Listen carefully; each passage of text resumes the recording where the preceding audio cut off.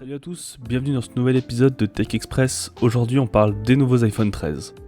Ça y est, la grosse keynote d'Apple concernant la sortie de ces smartphones toujours aussi populaires est passée, avec ces leaks confirmés ou non, et toujours ces personnes qui critiquent Apple peu importe ce que la marque annonce. Alors aujourd'hui je ne fais pas ce podcast pour dire si ces personnes ont raison ou non, simplement pour expliquer selon moi pourquoi les critiques de cette année ont été plus salées que d'habitude. Tout d'abord, Apple a abandonné son calendrier de sortie d'iPhone traditionnel depuis 2 ans, ce calendrier qui consistait à sortir un véritable nouveau smartphone tous les 2 ans et sortir entre 2 générations une version baptisée S qui n'apportait que quelques nouveautés sans changement de design. La raison de cet abandon de smartphone mi-génération est inexpliquée. On peut émettre l'hypothèse qu'Apple souhaite rattraper ses concurrents en termes de chiffres, notamment Samsung qui est passé du Galaxy S10 au S20 en seulement 1 an.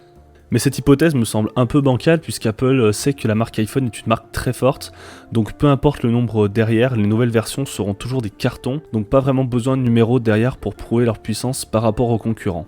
Mais le souci avec cette disparition d'iPhone mi-génération est que les consommateurs sont perdus.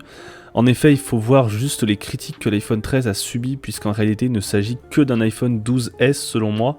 Les nouveautés apportées sans réel changement de design font penser fortement à une version mi-génération camouflée sous un nouveau numéro, et ça les gens ne comprennent pas. Pour eux, depuis le début, lorsqu'un iPhone avec un nouveau numéro sortait, c'était synonyme de changement de design et de nouveautés réellement majeures. Alors attention, je ne suis pas en train de dire que les nouveautés des iPhone 13 ne sont pas majeures, mais elles restent beaucoup moins parlantes pour le grand public qu'un retrait de la prise jack de l'iPhone 6 à l'iPhone 7, ou encore un changement de design drastique comme l'iPhone 7 et l'iPhone 10. Je rappelle simplement que le mode cinématique des modèles Pro et l'écran 120 Hz sont des innovations qui ont l'habitude de sortir sur des versions donc mi-génération. Parlons de design, étant donné qu'Apple avance d'un numéro chaque année dorénavant, les personnes s'attendaient à un changement de design radical. Rien qu'à lire les publications suite à la keynote, les iPhone 13 sont des téléphones de merde.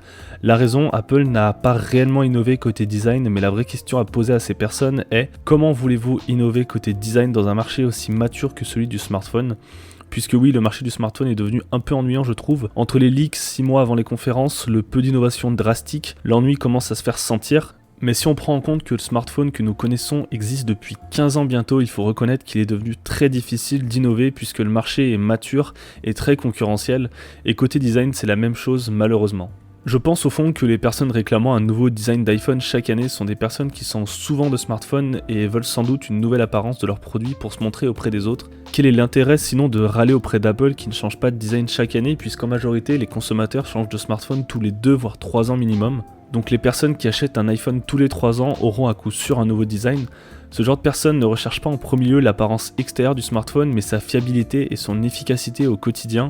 Pour clôturer cette partie, une phrase que j'aime beaucoup qui est « Pourquoi changer de design si l'actuel répond aux attentes ?» Exemple parfait des iPhone SE qui réexploitent d'anciens modèles d'iPhone qui ont fait leurs preuves et malgré leur design daté, ils se vendent par palette à chaque version. Preuve que le design ne fait pas tout et que ceux qui sont mécontents sont une minorité et profitent de l'Apple bashing.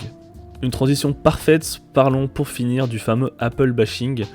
Donc pour définir l'Apple bashing, on va dire que ce sont des personnes qui à chaque annonce de produit et surtout d'iPhone viennent exprimer leur mécontentement auprès donc de la marque à la pomme sans réel argument puisqu'elles sont en majorité complètement ignorantes vis-à-vis de la tech et de son marché en général. Ce phénomène se fait surtout pour Apple puisque c'est la marque de tech la plus populaire et fatalement la plus mise en lumière par les médias généralistes comme BFM TV et compagnie. Les journalistes et les personnes viennent critiquer le produit et les consommateurs alors qu'il me semble que chacun est libre de consommer et de penser ce qu'il souhaite, et je trouve ça regrettable qu'en 2021, certains se permettent de critiquer les consommateurs de telle ou telle marque. Pour conclure, je pense que le problème avec l'iPhone 13 vient du fait qu'Apple ait fait le choix de faire une croix sur les gammes S, qui permettait aux consommateurs de se repérer vis-à-vis de la gamme d'iPhone. Cela engendrait réellement des rythmes de consommation, l'équipe des iPhone S et celle des iPhone classiques on va dire.